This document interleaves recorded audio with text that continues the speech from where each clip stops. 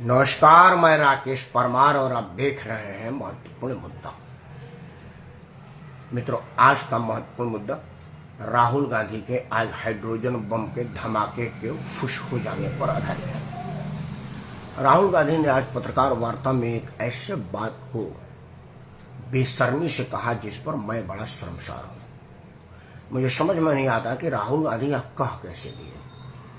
मित्रों, भारत के संविधान में नेता सदन और नेता विपक्ष दोनों को बराबर का दर्जा प्राप्त है। दोनों ही लोगों को लोकतंत्र को मजबूत करने के लिए एक ही दर्जे में समाहित किया गया है। लेकिन आज राहुल गांधी ने हाइड्रोजन बम फोड़ने के दौरान जब एक पत्रकार ने पूछा कि क्या जो चीज आप कह रहे हैं इसकी कोई सबूत भी आप पेश करेंगे, तो उन्होंने कहा कि देखो, लोकतंत्र की रक्षा करना हमारा काम नहीं है, हमारा काम हंगामा करना है। हम यहां हंगामा करने के लिए आए हैं, लोकतंत्र जाए भाड़ में।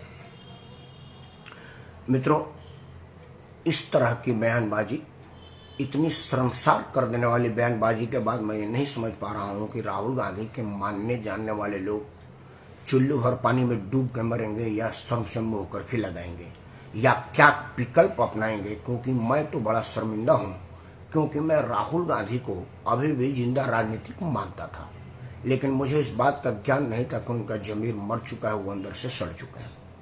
क्योंकि लोकतंत्र में विपक्ष के नेता हैं और उनको लोकतंत्र बचाने से कोई मतलब नहीं है, तो फिर आप आए क्यों? 400 के इशारे पर लोकतंत्र को बर्बाद करने, देश में राजनीतिक अस्थिरता करने के लिए आए हैं। कर क्या रहे हैं? वो इसलिए यह बात सब प्रश्न उठता है क्योंकि जो जो मुद्दा आपने उठाया है और जहां से उठाया है वो सबकी जिम्मेदारी आप पर खुद की है।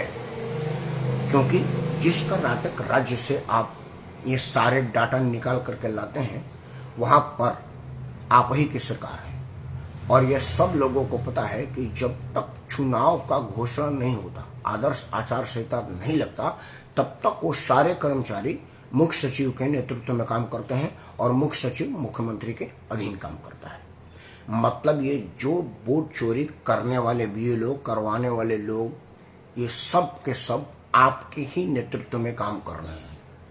तो मतलब क्या आप इन लोगों के माध्यम से वोट चोरी करवाते हैं और उसका सबूत बना करके वर्तमान सरकार के विरुद्ध पेश करके सिंपैथी लेना चाहते हैं, लोकतंत्र को कमजोर और तहस नहस करना चाहते हैं?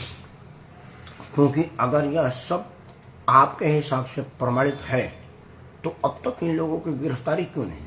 इनके विरुद्ध कोई प्राथमिकी दर्ज किसी भी थाने में क्यों नहीं? क्योंकि आपके हिसाब से तो ये एक आदमी 5 जगह वोटर है, फलाना ढिमाका, कई जगह आपकी सूची को पढ़ने लगूंगा तो मेरा 20-25 मिनट का समय बर्बाद हो जाएगा।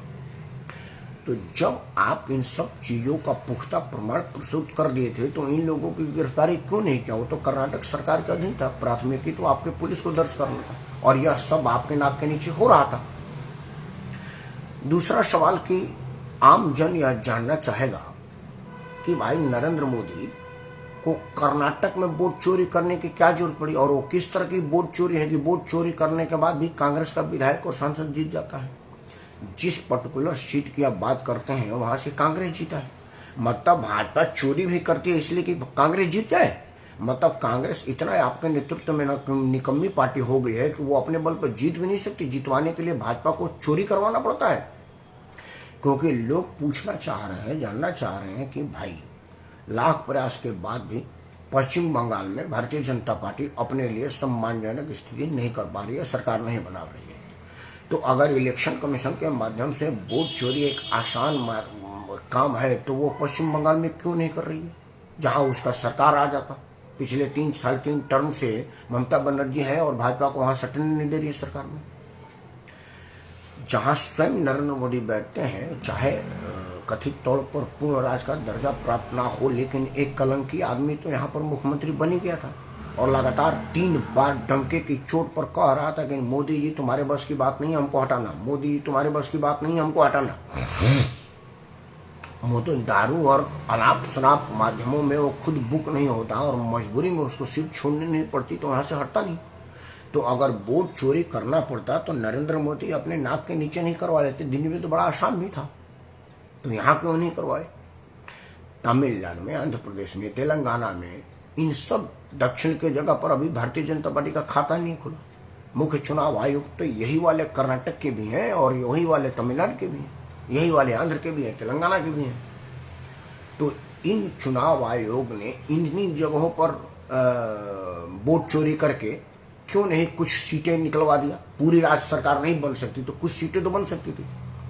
केरल में कोई खाता नहीं भाजपा खोल पा रही है तो वहां पर वोट चोरी क्यों नहीं कर रही है। कर्नाटक में क्यों कर रही है, जहां पर सबसे पहली बार कमल खिला था उसका, और जहां पर अब तक उसका सरकार था। भारतीय जनता पार्टी का अगर अंतःकलह को वहां पर नहीं प्राथमिकता दिया जाता तो कांग्रेस वहां पर सरकार नहीं बना सकती थी। वहां तो कर्नाटक भाजपा की आपस में वर्चस्व की लड़ाई में सरकार की बलि चढ़ गई। भाई आपके उपलब्धियों की वजह से तो आप जीते नहीं है। मेरा यह प्रश्न है कि आखिर वोट चोरी की बात जो आप कर रहे हैं वो सिर्फ कर्नाटक में ही क्यों हो रही है, पूरे देश भर में क्यों नहीं हो रही है, जबकि देश के बहुत सारे भूभागों में भाजपा खाता भी नहीं खोल पाई।